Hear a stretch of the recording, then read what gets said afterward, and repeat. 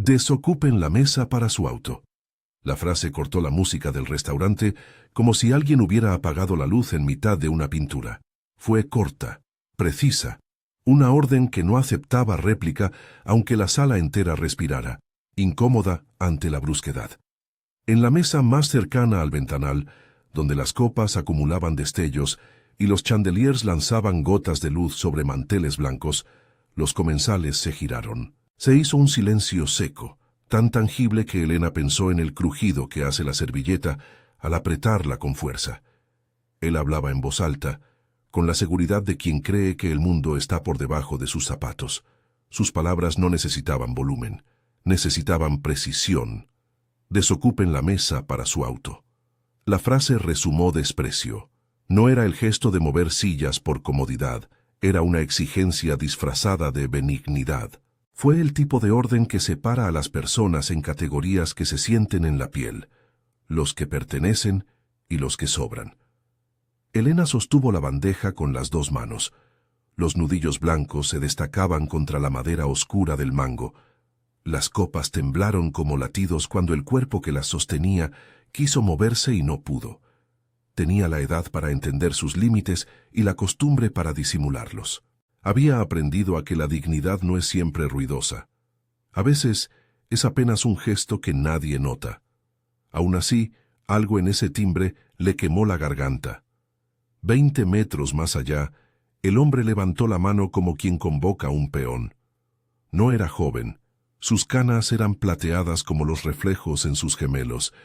Llevaba un abrigo que olía a recién cortado, cuero y dinero. Miró a la camarera que estaba frente a la ventana, una chica de manos ágiles y sonrisa cansada, y volvió a repetir, esta vez con un deje de burla. ¿Puedes pedirles que se corran? El vehículo no cabrá de otra manera. Alguien a su lado soltó una risa contenida, un pueril secundario del abismo donde aquellos hombres habitan. Elena escuchó la frase en una segunda capa.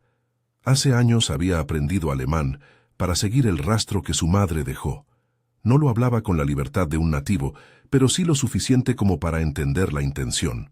Cuando el hombre, con el gesto de quien se siente dueño de las calles al igual que de las mesas, murmuró una frase en alemán a su acompañante para verse elegante, Elena entendió cada sílaba.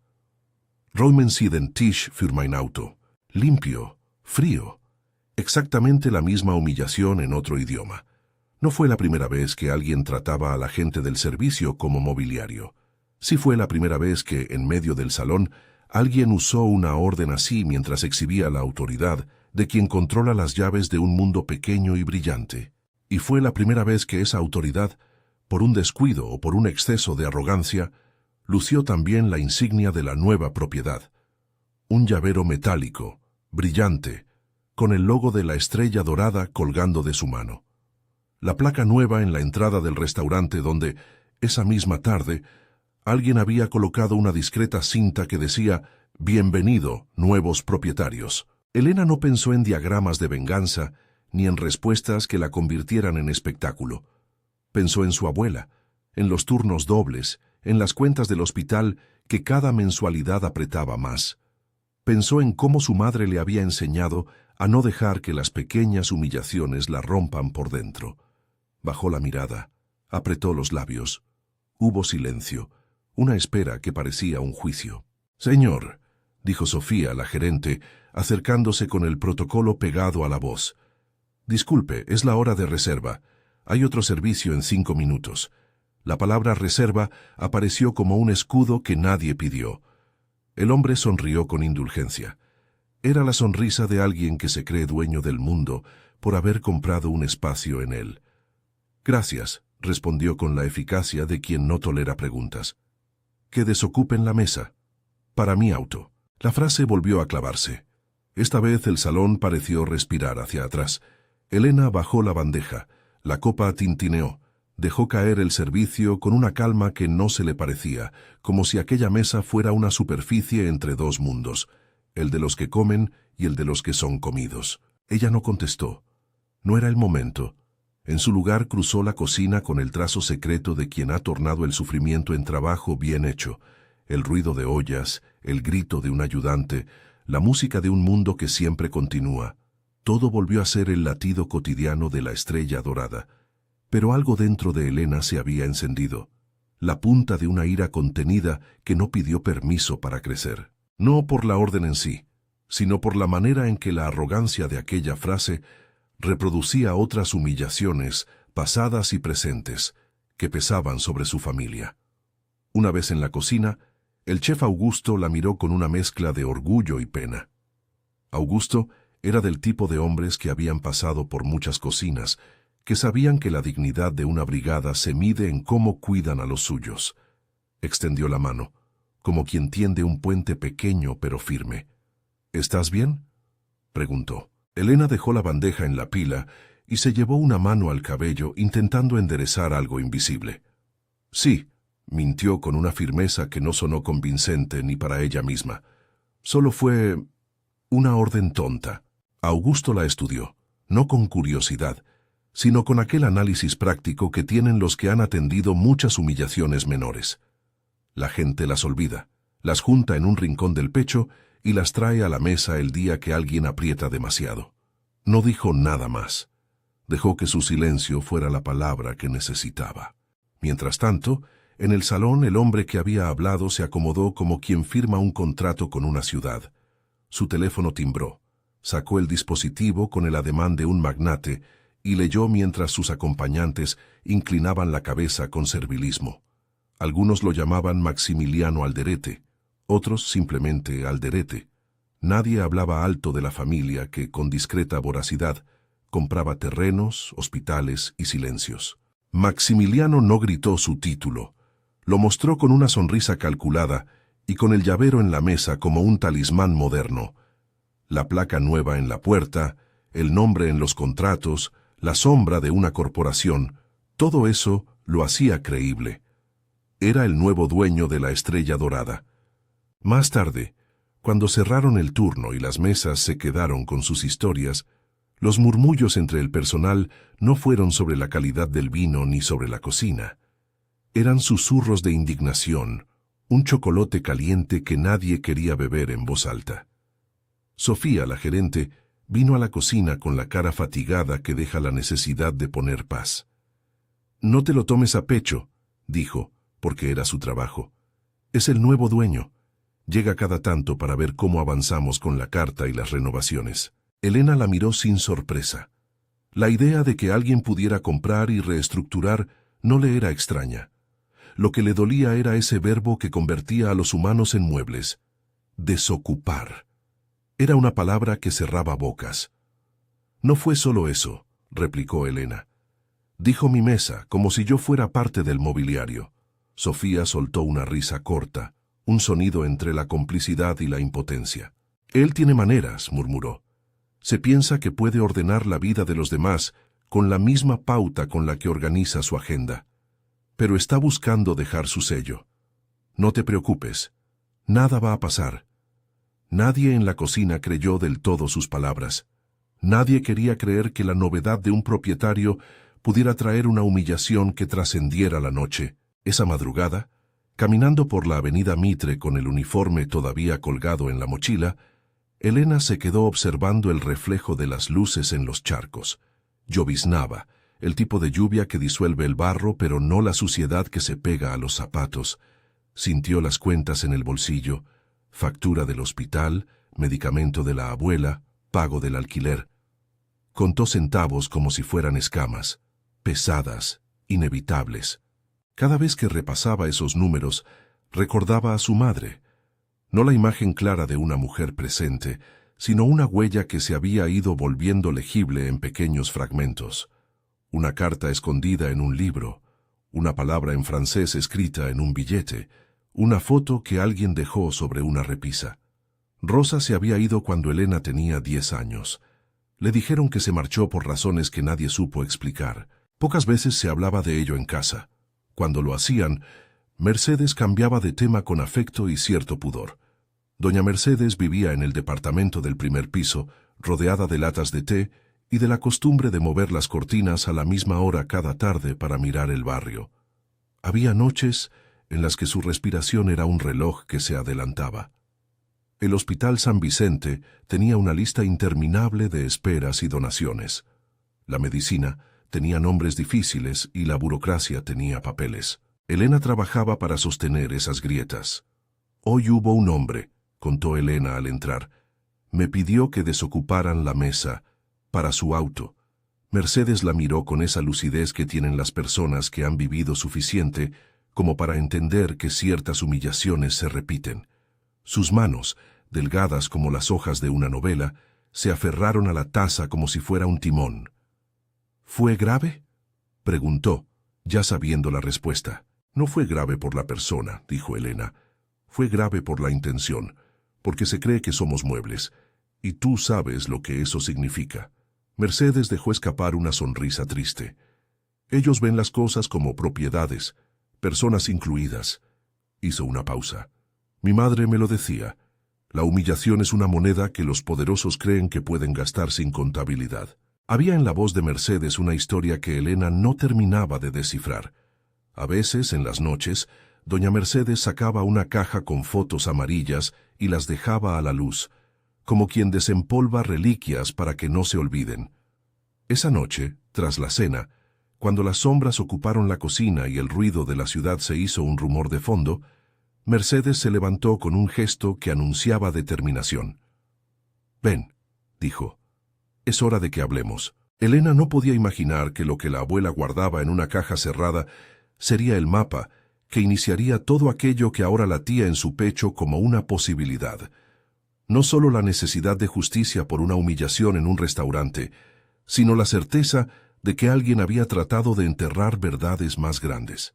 Mercedes movió el cierre con dedos que recordaban fechas y nombres. La caja contenía cartas, un pasaporte antiguo, recortes de periódicos con noticias de negocios, una fotografía en blanco y negro de una mujer joven con los ojos igualitos a los de Elena. La reconoció al instante. Rosa. «Mi querida», dijo Mercedes, sin esconder la emoción. «Te dije que conservé algunas cosas por si llegaba el día en que necesitaras verlas». Las cartas estaban atadas con un cordel que parecía de otro tiempo. El sello tenía la tinta corrida por la humedad de años. Elena la tomó con manos temblorosas y leyó. No eran cartas largas, eran notas con instrucciones, direcciones, nombres en francés. Había una tarjeta de un refugio en París, Le Refuge de Sam, una foto con el logo de un lugar que prometía un nuevo comienzo. Otra hoja traía un sello oficial de una clínica con fecha antigua, 2006. En el margen, con una letra angulosa, decía: «Si alguna vez te llegas a preguntar, sigue la lengua». La lengua. La memoria le trajo a Elena las palabras de su madre, el francés susurrado en noches de mudanza, los ejercicios que aprendió en la escuela nocturna. Comprendió que el aprendizaje de idiomas en su vida no había sido un capricho, sino una brújula. «¿Por qué me lo escondiste?», preguntó Elena, con la frialdad y la ternura mezcladas que tienen los hijos cuando exigen verdades. Mercedes negó con la cabeza. «Porque hay cosas que una guarda para no asustarte», respondió, «porque no quería que crecieras con la certeza de una herida abierta, y porque a veces la verdad necesita su tiempo para encontrarse». Elena dejó las cartas sobre la mesa, las aplanó con la palma de la mano como quien busca respuestas en la textura del papel. El salón olía a café y a la promesa de una tormenta. Había fotos, sellos de aeropuertos, nombres que se repetían como ecos. Uno de esos nombres era Alderete, escrito en un recorte de periódico sobre donaciones del grupo familiar al Hospital San Vicente. Otro recorte mencionaba negocios en Francia. No eran pruebas concluyentes, eran pistas, pero eran, al menos, un mapa. Esa misma semana, la Estrella Dorada recibió la visita de la prensa. Alguien había conseguido una primicia sobre la renovación del menú y los nuevos administradores. Camila Fuentes, periodista de mirada incisiva y grabadora siempre lista, vino en calidad de curiosa. No era la primera vez que Camila hurgaba en historias que otros preferían dejar intactas. Tenía el instinto de quien sabe que las verdades no se hallan en titulares protocolarios, sino en rincones pequeños, donde la gente habla sin pensar que la grabadora está ahí. Augusto la invitó a la cocina como estrategia. La mejor manera de conseguir información es observar los gestos. Habló con Camila sin esperar a que la cámara empezara. Le contó la anécdota de la noche del humillamiento. Camila escribió en su cuaderno y preguntó, con la precisión de quien sabe que las pequeñas cosas terminan convergiendo. ¿Ella entiende alemán?, preguntó la periodista, con esa mezcla de curiosidad y cálculo profesional. Sí, contestó Augusto, porque su madre vivió en Francia, aprendió idiomas, le ayuda mucho con algunos comensales extranjeros. Camila levantó los ojos. Esa era una combinación interesante. Una joven que podría hablar idiomas, una familia con pasado en Europa, un grupo con intereses en hospitales. Las neuronas de periodismo empezaron a trazar líneas. ¿Podría hablar con ella?, preguntó Camila. Elena, que había vuelto a aparecer en la cocina sin que nadie la vea del todo, escuchó la pregunta como quien escucha una puerta abriéndose. Se sentía rara, reconocida y a la vez expuesta. Habló con Camila en voz baja, con ese pudor de quien no quiere que la solidaridad sea solo un rumor. Si le parece bien, dijo, pero no es una nota para hoy, es algo más profundo. Es sobre mi madre y sobre mi abuela. Camila asintió. Aquello no era un compromiso, era una posibilidad. Para un periodista, la voluntad de abrir una caja con documentos es una invitación a seguir el hilo. Para Elena, era la esperanza de que la indignación nocturna tuviera la gravedad que merecía. Las cosas, sin embargo, comenzaron a moverse más deprisa de lo que Elena había previsto. A las 48 horas del incidente, recibió un correo con el remitente anónimo. Una fotografía del cocinero Augusto sonriendo junto a un joven que no reconocía y un mensaje corto: «Cuidado con lo que hablas». No era una amenaza explícita, era la manera de marcar territorio. Alguien vigilaba los gestos y olía los pasos. La adrenalina apareció en su cuerpo como una segunda piel. Al día siguiente, la llamaron a la oficina del restaurante. El despacho de la planta baja ahora tenía una pequeña placa nueva sobre la mesa. Oficina del propietario. Dentro, el hombre que la había mandado desocupar la mesa la esperaba como quien aguarda que la justicia se le acerque en forma de discurso. «Elena Navarro», dijo, presentándose por primera vez con el nombre que resonó en su cabeza desde el día en que puso el pie en la cocina. «Soy Maximiliano Alderete. Bienvenida a mi restaurante». La formalidad de la presentación no mitigó la tensión. Él pronunciaba su nombre con exactitud, como si estuviera anotándolo en una lista de cosas que no toleraría que se rompieran. «Usted es el hombre de la mesa», murmuró Elena, sin esconder la ironía. Maximiliano sonrió con esa mezcla de orgullo y control.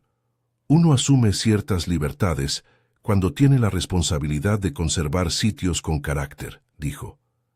El lugar necesita hombres y mujeres que lo respeten.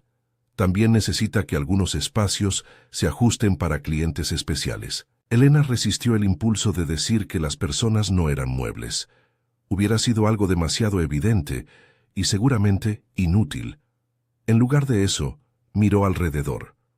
Había cuadros con fotos de inauguración, un teléfono que lucía la marca de alguien que compra cosas para olvidar que son humanas. Maximiliano apoyó los codos sobre la mesa y se recostó sobre la silla con la comodidad de quien ha comprado ya el derecho a decir. «Me dijeron que eres trabajadora dedicada», continuó, «y que tienes familia, personas que dependen de ti». La frase sonó menos una afirmación que una advertencia disfrazada de cortesía. «Sí», contestó Elena, «tengo una abuela, y trabajamos para pagar sus medicinas». Maximiliano asintió. Le ofreció una mirada que no era ni cruel ni generosa, sino calculadora. «Hay maneras de resolver problemas», dijo. «Las grandes decisiones requieren discreción. En el mundo hay ocasiones en que la prudencia trae beneficios. Me interesa el Hospital San Vicente. Hay opciones de compra, de colaboración. No me gustan los obstáculos». Las palabras se poseyeron como aves en el filo de un tejado, claras, con posibilidad de caer. Elena comprendió la implicación. Él hablaba de dinero, de estrategia, de comprar un hospital. Y en esa compra había una posibilidad. Cerrar la puerta a pacientes que requieren ciertas atenciones, manipular contratos, doblegar voluntades. Maximiliano lo dijo con la misma cortesía que se tiene al proponer un trato ventajoso. «¿Qué quiere que haga?», preguntó Elena con la voz que intentaba mantenerse firme. «Nada todavía», replicó Alderete. «Solo una advertencia. Las palabras pueden ser costosas para algunos.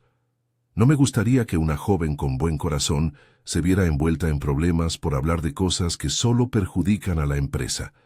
Sabes a lo que me refiero, ¿no?». Elena no estaba segura de haber entendido lo suficiente. Aquella advertencia era una mezcla de amenaza y oferta. Había algo en el brillo de los ojos del hombre que hablaba de una paciencia que se había acostumbrado a esperar resultados.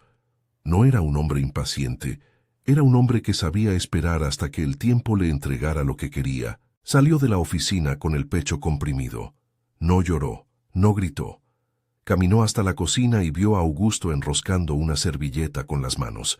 Se acercó y le susurró lo sucedido. Augusto la miró con la dureza de quien sabe que el mundo compra y vende silencios. «No te dejes intimidar», dijo. «Si hay algo raro con el hospital, alguien debería saberlo». Elena suspiró. No creía que la historia de la humillación nocturna fuera un caso para llamar a la prensa. Pero había un hilo más profundo ahora. La mención del hospital, la manera en que él lo dijo. Si alguien pretendía comprar el hospital, ¿qué iba a pasar con su abuela? Con los cientos de personas que dependían de sus turnos.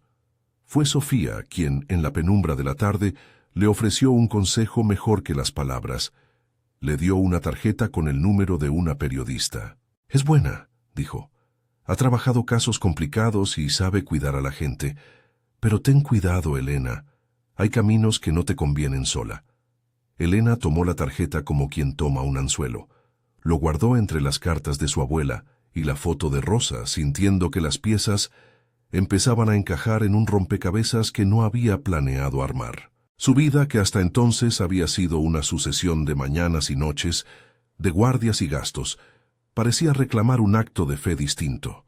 No la fe de creer en milagros, sino la fe puesta en revelar lo oculto. Esa noche, en la mesa de la cocina, Mercedes sacó otra cosa de la caja, una carpeta con documentos relativamente recientes, con membretes de empresas y un contrato con fechas que se solapaban con la desaparición de Rosa. Elena leyó con la paciencia de quien escanea mapas. Había nombres, transferencias, firmas que parecían contribuir a un entramado. Era confuso y por eso valioso. La maraña de papeles no ofrecía una condena en sí, pero sí una dirección donde mirar. «Si esto es verdad», dijo Elena con la voz que no dejó de sonar incrédula, «entonces ellos tuvieron mucho que ver con la manera en que las cosas se acomodaron». Mercedes la miró como quien ha sostenido dolores y sabe que el momento de sacarlos a la luz siempre llega. «No podemos hacer esto sola», dijo. «Si alguien te escucha, tal vez encontremos respuestas. Y si tu madre sigue con vida, quiero mirar sus ojos antes de irme». Elena cerró los ojos.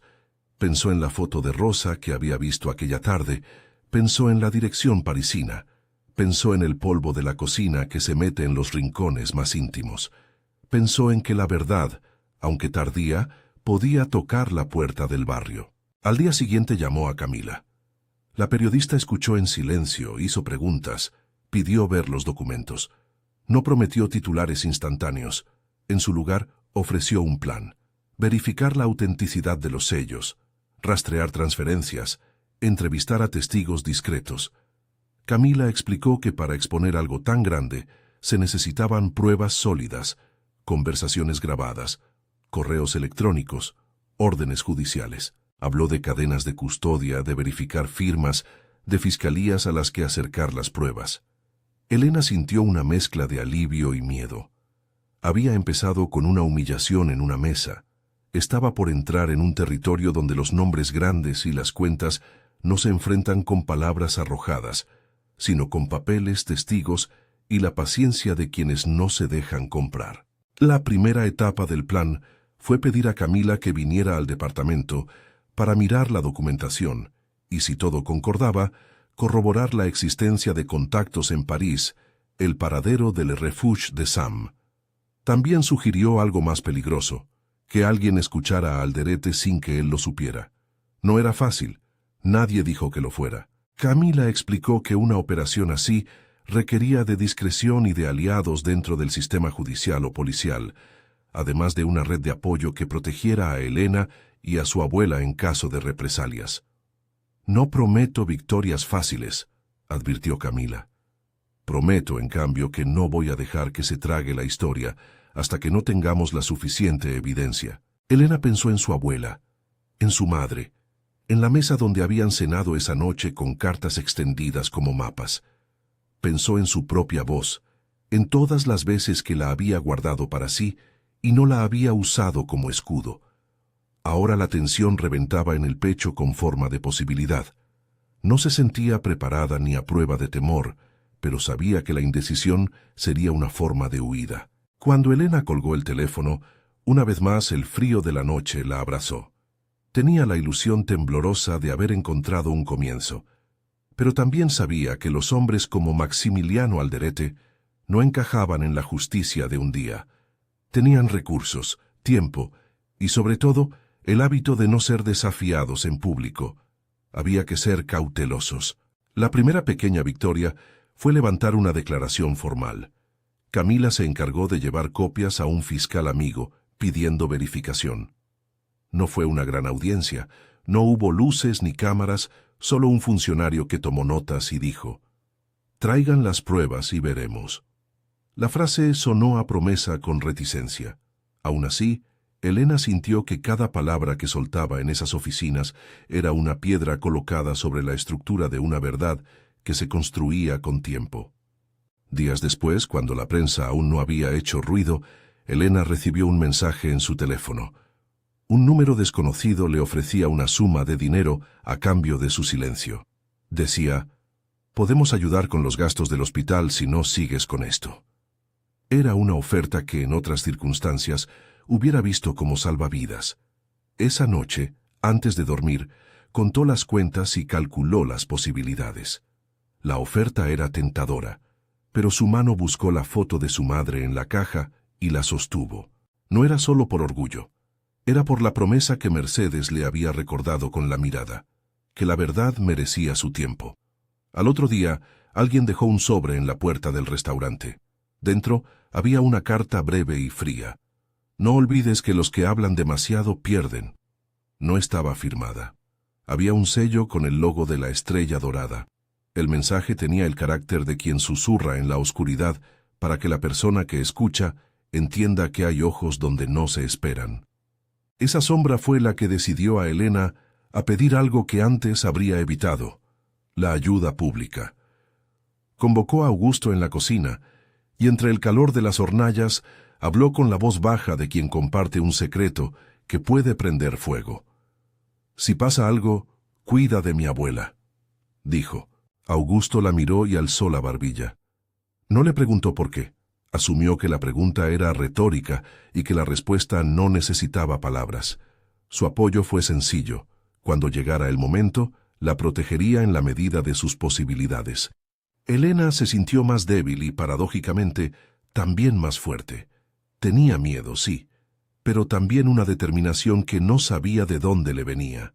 La humillación en la estrella dorada, la orden de desocupar la mesa para su auto, era ahora la primera piedra. Esa piedra, si la seguía cuidadosamente, podría llevar a una caída de muchas otras. Una tarde, mientras revisaban los papeles con Camila, la periodista levantó la mirada y dijo con la calma de quien está acostumbrada a medir el riesgo: «Probemos una cosa», propuso. «Si nos van a intimidar, que sea en público. Si ellos exponen tu nombre, nosotros también podemos exponer la red. Pero antes, necesitamos una sola cosa, una prueba que vincule directamente a Alderete con la desaparición de tu madre o con algún negocio sucio relacionado al hospital. Una transferencia, una firma, un testigo». Elena suspiró. Era pedir mucho, pero también era pedir justo. Sin pruebas la historia quedaría en una anécdota de bar. Con ellas podría convertirse en una investigación. Había que tirar del hilo con cuidado. La noche que cerró la cocina, antes de volver a casa, Elena pasó por el salón y miró la mesa donde todo comenzó. La mesa lucía limpia, como si la humillación hubiera sido un accidente del tránsito. Pero ella conocía la textura de las palabras, la forma en que les cuesta entrar en la piel. No olvidaría la frase, no dejaría que la orden se quedara en una anécdota. En la bandeja de la memoria, guardó la imagen del llavero brillante en la mesa del señor, el resplandor del logo, la placa nueva en la puerta. También conservó la mirada de su abuela cuando había decidido sacar la caja con las cartas, la foto en blanco y negro de una mujer que la miraba con intensidad. Esa noche, al cerrar la puerta del departamento, Elena sintió que una corriente nueva se abría. No la de la violencia, sino la de la exposición lenta, de la investigación que junta piezas con paciencia. No sabía aún cuántos pasos tendría que dar ni cuántas puertas tocaría, pero comprendió que la lengua de su madre, las cartas de su abuela y su propia disposición a decir no serían las herramientas. Al abrir el buzón a la mañana siguiente, encontró una nota anónima. No te entrometas. Debajo, una foto. Una mujer de espaldas entrando en un edificio con el nombre Le Refuge de Sam. En la fotografía, justo al lado del portón, alguien había escrito con tinta roja: ¿buscas a esta persona? La tinta era una provocación. También era una pista. En su mano la fotografía tembló como una hoja. Tenía miedo, sí, pero más que miedo, sintió que la humillación de la mesa había encendido un fuego que no podría apagarse solo con dinero. Había cosas que ya no regresaban a su lugar. Había nombres que la llamaban desde lejos y no podían ser ignorados. Había una posibilidad: que su madre estuviera viva, que la compra del hospital fuera parte de un plan mayor, que la misma familia que ordenó desalojar una mesa usara su poder para ocultar otras pérdidas. Elena miró la foto y por primera vez en años pensó que la lengua, el idioma, no solo servía para pedir la cuenta o para atender a un foráneo, también servía para abrir puertas al pasado. En el medio de esa tensión, en ese punto donde la rabia se convierte en plan, Elena tomó su teléfono y marcó el número de Camila. La periodista respondió al tercer timbre con esa manera de quien sabe que su tiempo es el de los que esperan. «Tenemos una pista», dijo Elena. «Es la foto de un refugio en París. Y una pregunta: ¿qué haces cuando te ordenan desocupar la mesa para su auto y ese hombre resulta ser el nuevo dueño del lugar?» Camila respiró hondo y respondió con la simplicidad que en su mundo equivale a decisión. «Entonces», contestó, «hacemos que la mesa no se vuelva a quedar sola». Y empezamos a poner testigos. La promesa quedó en el aire, sonriente y peligrosa. Afuera la ciudad seguía con su ritmo, ignorante de las historias que empiezan a moverse con la delicadeza de un terremoto. Elena guardó el teléfono y miró la foto una vez más. En algún lugar, su madre podría ser una mujer que, como ella, había aprendido a usar idiomas para no perder el paso. Quizá todo aquello que parecía una humillación trivial era, en realidad, la punta de una madeja que la llevaría a París, a una madre que la esperó en silencio o a otras verdades que no se rompen por simplemente decirlas. Cuando cerró la caja de documentos, colocó la foto encima y la despachó con un beso. No era un acto mágico, sino un pequeño juramento. A la mañana siguiente, esperaría la llamada del fiscal y la confirmación de la periodista. Mientras tanto, una idea se había instalado con fuerza. No estaba dispuesta a que la humillación definiera su destino. Si la mesa había sido ordenada desocupar, su respuesta sería llenar cada hueco con preguntas, hasta que los poderosos no pudieran sostenerse solo en su brillo. Si esta historia te mueve, quédate hasta el final. Comparte y suscríbete para que más voces de dignidad encuentren oídos que las escuchen. La tensión, por ahora, quedó suspendida como una cuerda tensada antes de la caída. Nadie de los involucrados sabía todavía cuántos escalones tendría que bajar o cuántas puertas habría que abrir. Lo que sí sabían era que la misma frase que había sonado en el restaurante, esa orden que pretendía reducirlos a muebles, no sería el cierre del episodio. Sería, más bien, la primera palabra de un largo discurso donde el lenguaje, francés, alemán, inglés, las lenguas que habían sido en su familia brújulas y llaves, esa noche bajo la lámpara del comedor, Elena sintió que esas llaves dejaban de ser solo recuerdos y pasaban a ser instrumentos de combate. Camila pasó los días siguientes moviendo piezas como quien arma un rompecabezas con manos expertas. Verificó los sellos, llamó a oficinas en París, localizó el registro del refugio y pidió cotejos de firmas. Cada paso llevaba a otro. Cada respuesta pedía más paciencia. En una cafetería discreta, con el cuaderno entre las manos y la grabadora apagada, la periodista le habló a Elena con la seriedad de quien no se deja llevar por la prisa. «Esto encaja», dijo Camila, «pero necesitas pruebas que peguen dos cosas: la intención de la familia Alderete con respecto al hospital y algún vínculo directo a la desaparición de tu madre. Sin eso, es leyenda urbana». «¿Y si no hay pruebas?», preguntó Elena, sintiendo cómo se angostaban los límites entre el deseo y la necesidad. «Entonces las buscamos», respondió Camila, «pero con método. Ninguna nota amarilla, nada que no sirva para una orden judicial». La periodista propuso 3 frentes simultáneos: la verificación documental, la vigilancia y la búsqueda de testigos que pudieran atestiguar pagos, transferencias o comportamientos inusuales en la familia Alderete. Empezaron por lo más tangible, la carpeta que Mercedes había conservado. Camila la llevó a un perito caligráfico que la cotejó con firmas oficiales que había conseguido por vías públicas. No había aún una cadena completa que lo conectara todo, pero los sellos y la tinta mostraban consistencia con documentos que aparecían en el archivo de una de las empresas del grupo. La siguiente pieza vino de una fuente inesperada.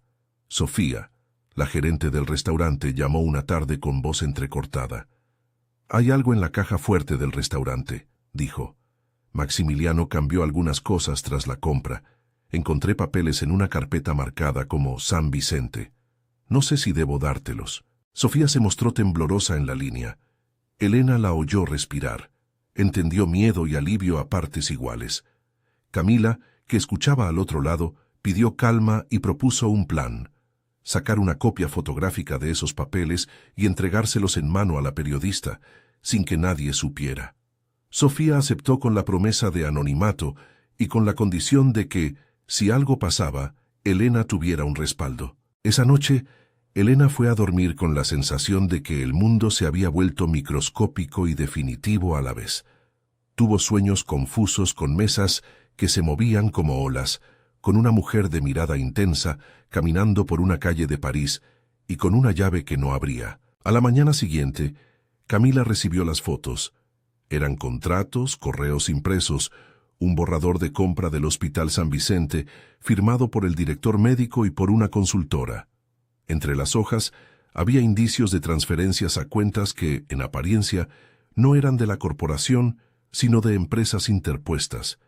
Nadie, por ahora, hacía un puente directo a la desaparición de Rosa, pero sí había suficientes piezas para que un fiscal empezara a prestar atención. Camila concertó una entrevista privada con un fiscal anticorrupción.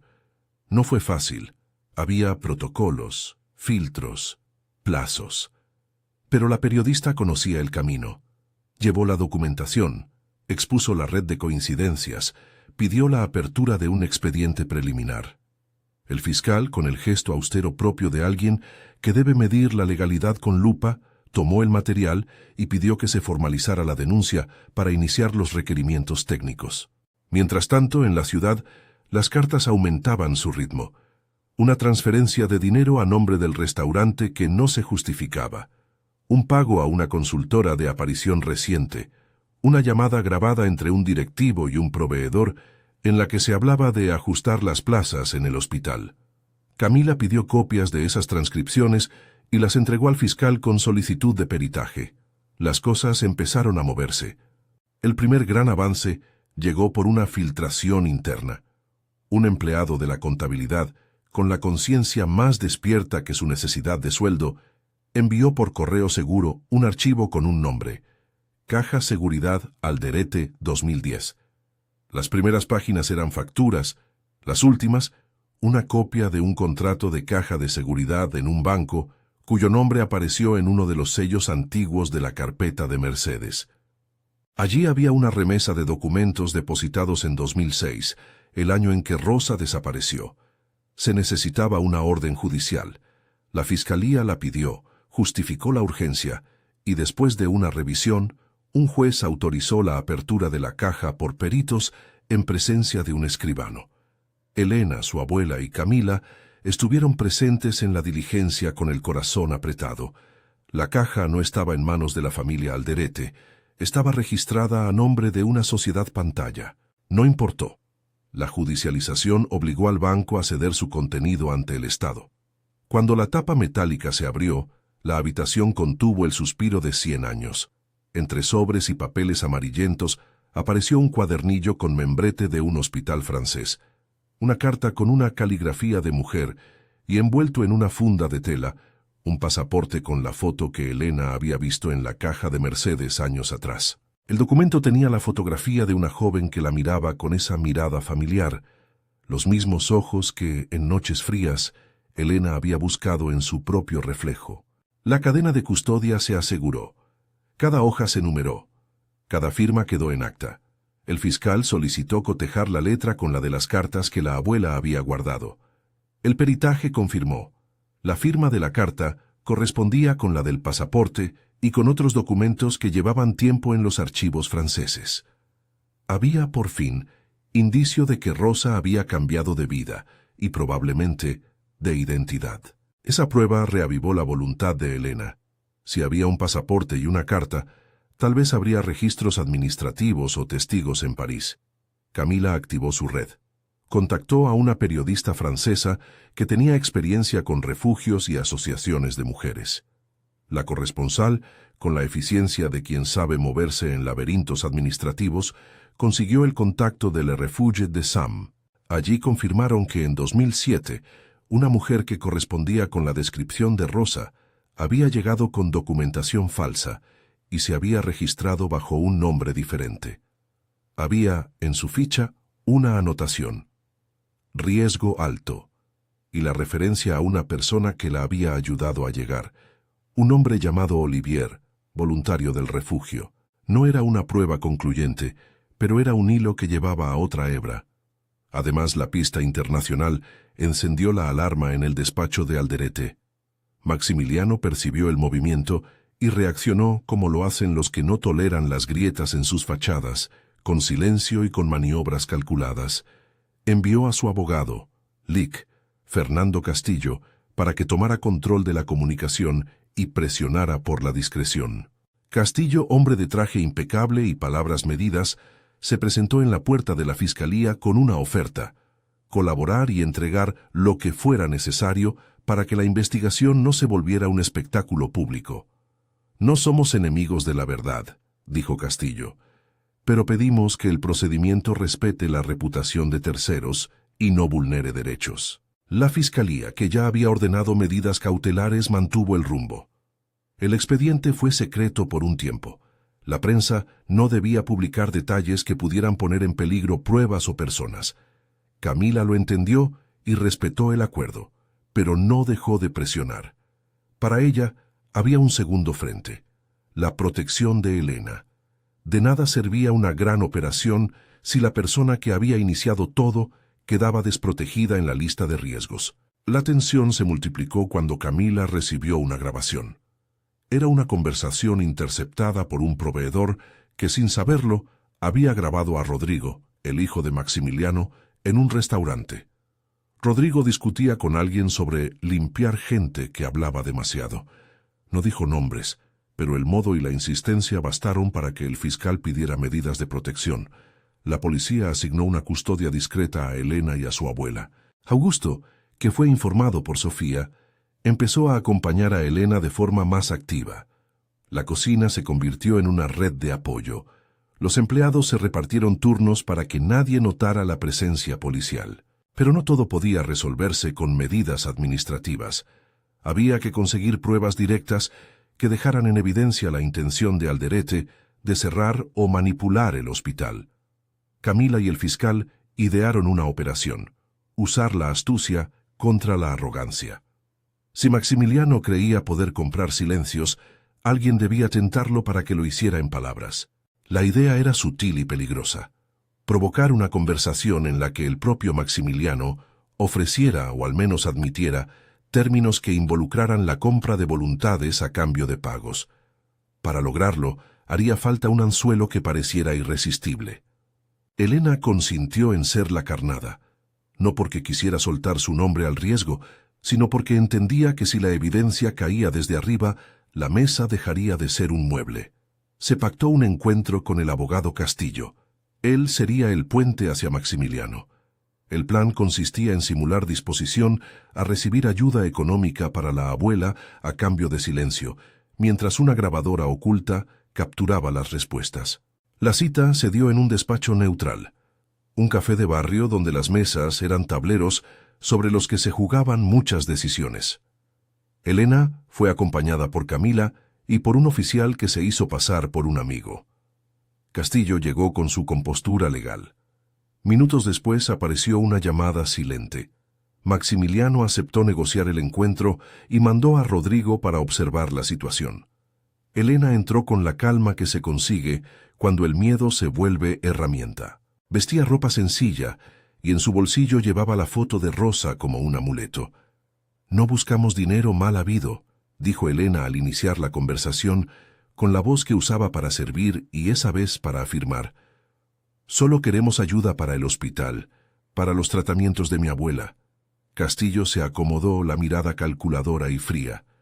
Rodrigo, joven e inquieto, fumaba en la puerta. Elena fingió vulnerabilidad y, con la prudencia aprendida de su abuela, dejó que las palabras fueran invitación. «Podríamos aceptar una ayuda puntual», dijo Castillo en el papel de intermediario. «Pero hay que ser discretos. Las grandes compras requieren arreglos que no siempre son públicos». Esa frase fue el gancho.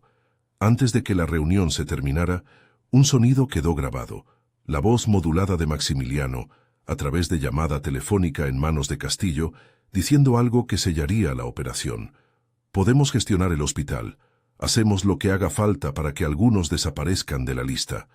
No pronunció el nombre de Rosa, pero habló de gestionar y limpiar.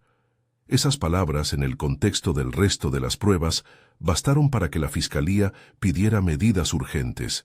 La policía pidió una intervención en flagrancia. El plan era arriesgado: aprovechar el momento en que Rodrigo, creyendo que la operación estaba por cerrarse, acudiera a un almacén en las afueras para recoger una supuesta transferencia. La idea era filmar cualquier intercambio. Para la operación se requirió a la Fiscalía, órdenes de allanamiento y la coordinación de varias brigadas. Elena sintió el peso de la responsabilidad. Si algo salía mal, las consecuencias podrían ser graves. Pero también sabía que todo lo que había perdido por miedo era más grande que cualquier riesgo presente. La intervención fue quirúrgica.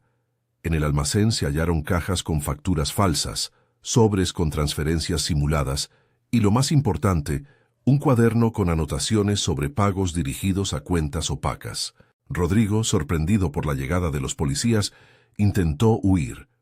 En la confusión, un agente interceptó su teléfono y encontró mensajes que aludían al pago de porciones a personas claves en el hospital. No hubo violencia explícita. Hubo una detención en la que la mano se llevó el teléfono y la otra la libertad temporal. Rodrigo fue aprehendido por indicios suficientes para que la Fiscalía pidiera una detención preventiva mientras se investigaba. El eco del escándalo comenzó a sentirse en la ciudad. Maximiliano, enterado, adoptó el gesto del hombre que sabe que posee recursos para contenerse.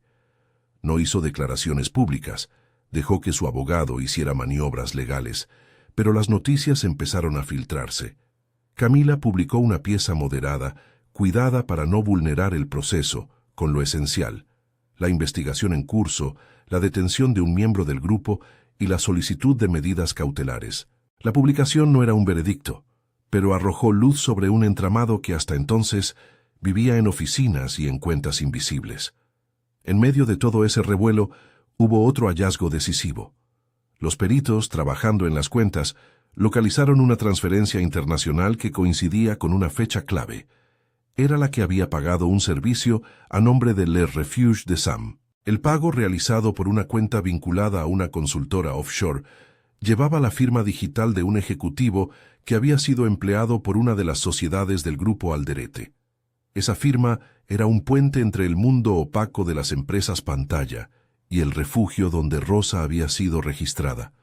El fiscal pidió cooperación internacional. Las autoridades francesas respondieron con rapidez.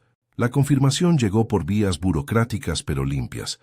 El refugio tenía una ficha que correspondía con Rosa Navarro, con la nota de que en 2008 ella había aceptado un cambio de identidad por su seguridad. Había, además, un testimonio de Olivier, el voluntario, que recordó a una mujer que hablaba con un acento extranjero y que mencionaba haber huido de un hombre poderoso. Olivier no conocía detalles legales, conocía silencios y contornos, pero su relato, junto con la ruta de la transferencia, fue suficiente para que la Fiscalía Nacional pidiera medidas preventivas. Embargo de bienes de las empresas que intervienen en la compra del hospital y la congelación de cuentas sospechosas. Cuando una investigación de esa magnitud entra en una zona pública, las caras se empiezan a mover. Simultáneamente, la sociedad civil comenzó a presionar. Vecinos, pacientes del San Vicente y organizaciones de salud iniciativas pedían transparencia. La amenaza de que un hospital cambie de manos y reduzca prestaciones no es una cuestión solo de papeles, es una cuestión de vidas. Las redes sociales, la cobertura moderada de Camila y la voz de quienes trabajaban en el centro médico, tejieron un tejido de opinión que exigía protección para el San Vicente. En medio de esa tempestad, Elena recibió un correo de la persona que menos esperaba. Una carta manuscrita enviada a la dirección del departamento. Era una nota breve, con la letra de su madre. La carta decía pocas cosas, que Rosa había decidido alejarse por seguridad, que había tenido que aceptar una nueva identidad para proteger a quien quedó cerca, que había dejado pistas a medias queriendo evitar un riesgo mayor. La carta terminaba con una dirección de correo electrónico en Francia y una promesa contenida: «Si vienes, búscame en Le Refuge, te espero con cuidado». La emoción fue un río que la arrastró y la sostuvo. Elena mostró la carta a Mercedes y a Camila. Las dos mujeres se quedaron en silencio unos segundos, como si la pieza final del rompecabezas hubiera llegado para cambiar la tonalidad de todo el cuadro.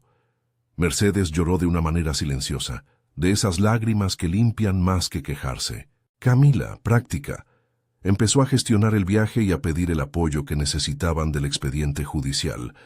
No querían que la aparición pública de Rosa pusiera en riesgo a nadie ni estropeara la investigación en curso. El fiscal, prudente, acordó facilitar la coordinación con las autoridades francesas. Era imprescindible que cualquier encuentro fuera controlado y seguro. Una delegación compuesta por la Fiscalía, Camila y Elena, viajó a París con la documentación oficial. Se pidió colaboración policial internacional para asegurar que la reunión fuera de carácter humanitario y que no pusiera en riesgo a Rosa. La diplomacia y la ley hicieron su trabajo con la lentitud digna de quienes tienen en sus manos la vida de personas. El reencuentro ocurrió en un café pequeño, con mesas de hierro y un olor a croissant. París no es un escenario cinematográfico imponente, sino una ciudad de barrios donde las historias se esconden a plena vista. Elena entró con el corazón en la garganta y la carta de su madre en el bolsillo. Le Refuge había indicado una persona que pedía ser cautelosa. Una mujer que, según los registros, utilizaba un apellido distinto en su día a día. Cuando apareció, Elena la reconoció por la manera en que sostenía las manos.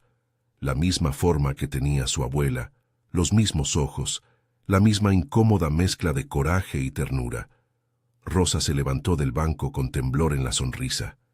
El abrazo fue largo. No hubo reproches. Hubo explicaciones que se iban hilando poco a poco. «No fue una elección fácil», dijo Rosa en francés y luego con la voz quebrada en español. «Me fui porque me dijeron que era lo mejor para nosotros, que me quedara traería más daño que la ausencia». Elena la miró, con la rabia y la compasión que caben en una sola mirada. «¿Por qué no regresaste?», preguntó. «Nos dijeron que te habías ido por tu cuenta». Rosa tomó la mano de su hija y contó despacio su historia. La presión de una familia poderosa que no toleraba inconvenientes la oferta de una identidad nueva a cambio de silencio, los años en los que tuvo que construir un nombre que no fuera el suyo para recomponer su vida y, sobre todo, la decisión de mantenerse lejos para no arrastrar a su familia hacia algo que no supieran enfrentar. «Es la verdad», dijo Rosa. «Y la verdad pesa. He vivido con esa carga. No quería que tú crecieras con ella en la boca». El encuentro fue también una catarsis, explicar por qué la huida, por qué la carta escondida, por qué la enseñanza de idiomas que ahora se revelaba como una brújula.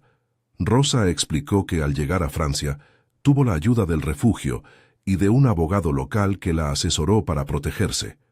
Vivió años con la incertidumbre de si su nombre sería usado contra ella o contra los que quería. Por eso, cuando supo que Elena investigaba, sintió la necesidad de facilitar pistas que no la comprometieran. La carta y el pasaporte fueron indicios calculados, no pruebas inofensivas. «No quería ponerles en peligro», murmuró Rosa. «Pero ahora que estás aquí necesito que sepas una cosa. Nunca dejé de quererte». La reunión en París fue el punto de inflexión que humanizó la investigación. No era solo un expediente, era una familia que había sufrido las consecuencias del poder y que ahora buscaba restaurar su identidad. La Fiscalía francesa colaboró para verificar la identidad de Rosa. La correspondencia y los sellos confirmaron su estancia en el refugio. Además, hubo un gesto que demostró el peligro pasado. Una pequeña nota anónima que llegó al refugio en aquellos años, una advertencia escrita en un papel económico. La carta contenía una frase que Rosa había guardado. Era la misma frase que Elena había escuchado en el restaurante, dicha en alemán: «Räumen Sie den Tisch für mein Auto». La palabra tenía ahora un eco más pesado. No era solo humillación, era una forma de control. Con la validación francesa, la Fiscalía Nacional cerró el círculo probatorio. Se pidió la apertura de una investigación formal contra Maximiliano Alderete y contra las sociedades que había creado para sus maniobras. Se iniciaron procedimientos para investigar las transferencias, las firmas y las reuniones. Alderete fue citado a declarar. La presión mediática y judicial le limitó maniobras.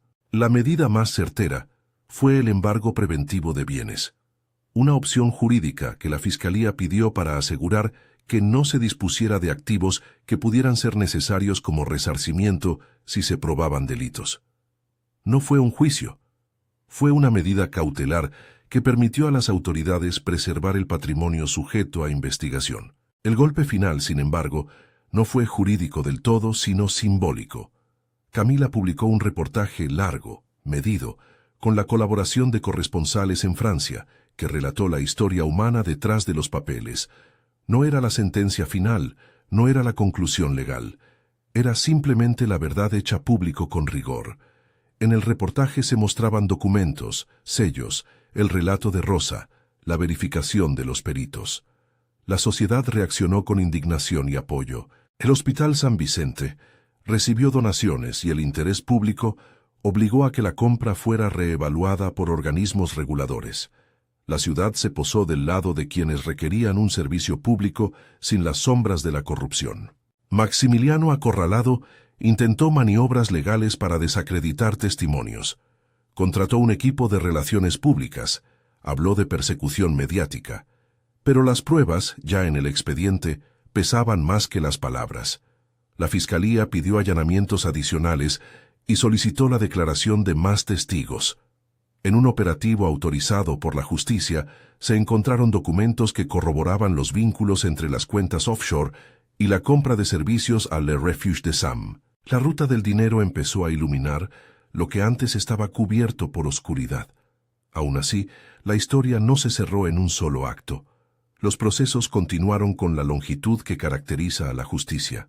Rodrigo quedó imputado por la administración en estructuras ilícitas y por delitos vinculados a la coacción.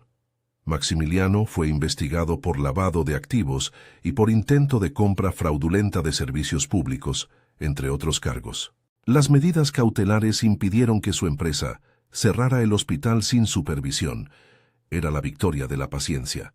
La ley avanzaba con la prudencia que exige pruebas, pero avanzaba. En la vida cotidiana de Elena, hubo también una reparación tangible y una decisión transformadora. Con el apoyo de donaciones canalizadas por ONGs locales y por la solidaridad de vecinos y antiguos clientes, se lanzó la iniciativa que Elena y Rosa habían imaginado, una escuela de idiomas gratuita, ubicada en un local cercano al barrio, que llevó por nombre Escuela Rosa Mercedes Navarro. La idea era simple y potente: convertir el objeto de humillación, las lenguas, en una herramienta de empoderamiento. Allí se enseñaban francés, alemán e inglés, pero también lectoescritura para adultos y talleres de defensa de derechos. Las clases eran impartidas por voluntarios. Augusto enseñaba con recetas y metáforas culinarias. Camila ofrecía un taller sobre comunicación pública y cómo manejar medios. Rosa, con la ternura que ayuda a pulir heridas, daba clases de conversación y de quién sabe usar palabras para sanar, no para herir. El centro no era solo una escuela, era un gesto de reparación. Mercedes, con su sonrisa de abuela que ya no teme mostrar la cicatriz, acompañaba la recepción y daba té a quienes llegaban en la noche. La escuela recibió apoyo municipal para su funcionamiento temporal y se convirtió en un punto de encuentro para quienes habían sido tocados por la historia. Elena, que al principio no quería protagonismos, terminó hablando ante grupos con la calma de quien ha aprendido a usar su voz como puente. En paralelo, la ciudad organizó foros sobre la preservación del sistema de salud público. Se revisaron los contratos y se reforzaron las normas de adjudicación. El San Vicente quedó por ahora en manos de la comunidad y la vigilancia pública. La posibilidad de un cierre o de una transformación hacia servicios exclusivistas fue detenida por órdenes judiciales temporales y por la presión de una prensa que ya no callaba. Hubo noches, sin embargo, en las que Elena despertaba con los oídos llenos de ecos. Sabía que el procedimiento judicial tardaría, que no todo se resolvía con reportajes ni con escuelas abiertas. Hizo falta paciencia. Hacer justicia es a veces un trabajo de tiempo y de pequeñas victorias. Aún así, la sensación era otra. La mesa que la ordenaron desocupar quedó llena de gente, risas y clases. La humillación había cambiado de cara, y ya no servía de mueble a quienes creían poder comprar la dignidad. El día en que Rosa y Elena, con Mercedes sentada entre las dos, inauguraron formalmente la escuela. El acto fue sencillo y lleno de verdad. No hubo alfombra roja, sino mesas comunales. Los vecinos trajeron comida, la prensa habló con respeto y la alcaldía envió un representante que prometió apoyo administrativo. Rosa, con la voz aún resquebrajada por el tiempo de la ausencia, dijo unas palabras que Elena guardó como un mapa. «Las lenguas nos salvan», murmuró. «Nos salvan porque nos enseñan a nombrar lo que nos pasa, a pedir ayuda y a construir redes. Enseñar no es solo dar reglas, es devolver la capacidad de decir, aquí estoy». En la audiencia pública que el fiscal solicitó posteriormente, se escucharon testimonios que consolidaron la investigación.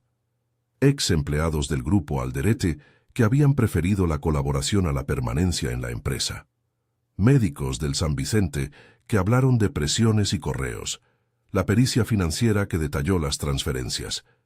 La causa siguió su curso. Los procesos judiciales avanzaron con la pausa y la precisión que exige la ley. No todo terminó en una sentencia contundente de inmediato. Los tribunales requieren tiempo, pero la ciudad ya había escuchado la verdad. La transformación más íntima fue la que vivió Elena. Ya no era solo la camarera que servía mesas, era la mujer que abrió una escuela, que habló ante jueces y periodistas, que cuidó de su abuela en las noches de miedo y que, de algún modo, había recuperado un pasado que antes le habían querido arrebatar. Su voz seguía siendo la misma, pero ahora articulaba un propósito. Años después, cuando las causas se fueron resolviendo con sentencias parciales, acuerdos y procesos que dejaron a la vista la complejidad de los hechos, la historia de la Estrella Dorada quedó como un capítulo en los expedientes judiciales y, sobre todo, como un aprendizaje en la ciudad. Maximiliano Alderete enfrentó cargos que lo obligaron a responder ante la justicia. Su nombre quedó marcado por la investigación y por los embargos. Rodrigo, más joven, pagó por sus decisiones con sanciones y con la oportunidad de rehacer su vida lejos de la impunidad. La familia Alderete no desapareció, pero sí perdió la posibilidad de disponer de silencios a su antojo. En el barrio, el Hospital San Vicente mantuvo sus puertas abiertas. La indignación ciudadana y la acción de la Fiscalía crearon un cordón de protección. El personal sanitario trabajó con renovada energía, sabiendo que su trabajo no era mercancía. La escuela Rosa Mercedes Navarro creció, con cursos gratuitos, con convenios con universidades y con voluntarios de todo el país. Lo que comenzó como una reparación simbólica se convirtió en un proyecto que salvó trayectorias.